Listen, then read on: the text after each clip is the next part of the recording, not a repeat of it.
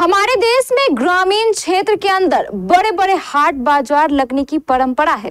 इस हाट बाजार से सरकार को प्रत्येक वर्ष करोड़ों का राजस्व भी प्राप्त होता है, लेकिन अब इस राजस्व के पीछे भी लोगों ने अपना दिमाग लगाना शुरू कर दिया है।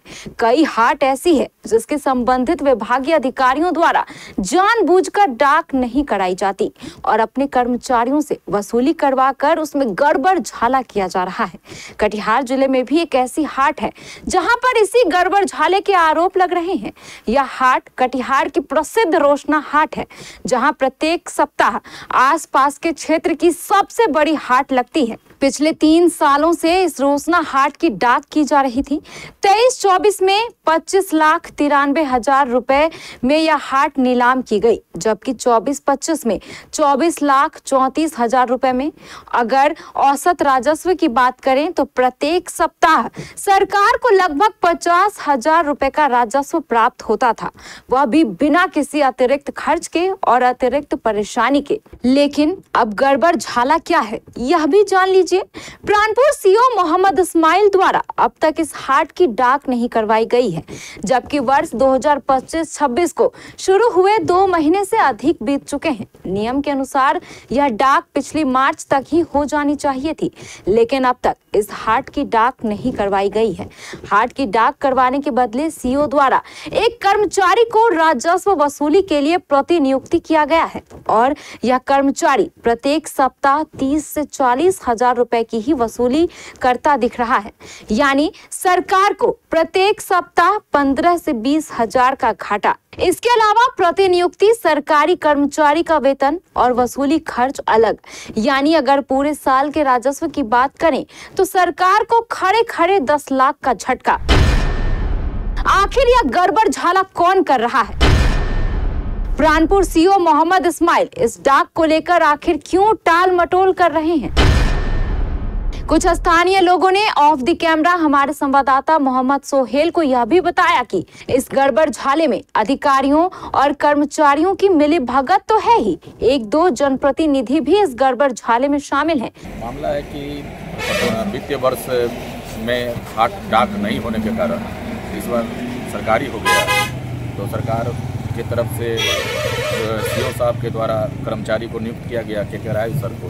के राय सर से उठाव कर पूर्व हाटलेसी और जो सदस्यों के सहयोग से 30,000 राजस्व जमा होता था।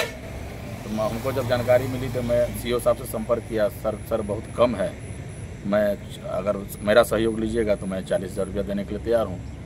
तो उस पर सर ने अतिशीघ्र देखा और कर्मचारी को उनके जगह पर बदलते हुए अंकित कुमार को दे दिए और अंकित कुमार भी उठाने की कोशिश किया। उन्हीं लोगों के सहयोग से अभी 40,000 रुपया ही जमा कर रहे हैं, जबकि मैं लिखित आवेदन दिया कि मैं सर अगर सहयोग मेरा लिया जाए तो मैं कर्मचारी के सहयोग से मिलकर 50,000 रुपया देने के लिए तैयार हूँ।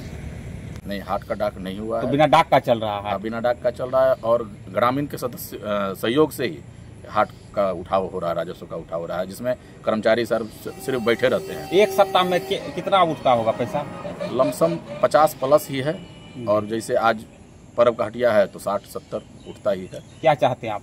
हम चाहते हैं कि जो उठता है वह राजस्व को पूर्ति हो और इसमें बंदर बांट ना हो। कितना महीना से डाक नहीं हुआ है? अप्रैल से लेकर अभी तक 2 महीना हुए डाक नहीं हुआ। बिना डाक का चल रहा है? बिना डाक का। क्या चाहते हैं आप? हम चाहते हैं कि उस पर जांच हो, जांच का विषय है, और जो है जो उचित राशि उठती है वह पूरा राजस्व को जाए। क्या नाम हुआ आपका? रवि कुमार गुप्ता। और अगर अंचल पदाधिकारी महोदय को कोई अगर जनप्रतिनिधि ने अगर दबाव दिया है तो उनका वो बात करेंगे, अंचल पदाधिकारी महोदय उनका संज्ञान में लेंगे। एडीएम साहब, डीएम साहब जी, नहीं तो एडीएम साहब से मिलेंगे, डीएम साहब से मिलेंगे। उनका हाट का डाक हो और उनको हाट का डाक हो के जिनको मिलना चाहिए मिले, और सरकार को जो पैसा आना चाहिए राजस्व में जो वसूली होना चाहिए जी, वो होना चाहिए। अभी तो उसका राजस्व में वसूली नहीं हो रहा है। राजस्व का वसूली इसमें न जरा घाटा ग्रामीण के द्वारा हो रहा है। जी, ग्रामीण के द्वारा हो रहा है और अवैध हो रहा है। ये तो आपका अंचल, हमको सुनने में अंचल और कोई जनप्रतिनिधि मिलके ये सब करवा रहा है, जो भाई अच्छा एक चीज बंटवारा सूट हो रहा है इसका। एक चीज ये बताइए, सरकारी हाट का क्यों बंटवारा सूट होगा भाई?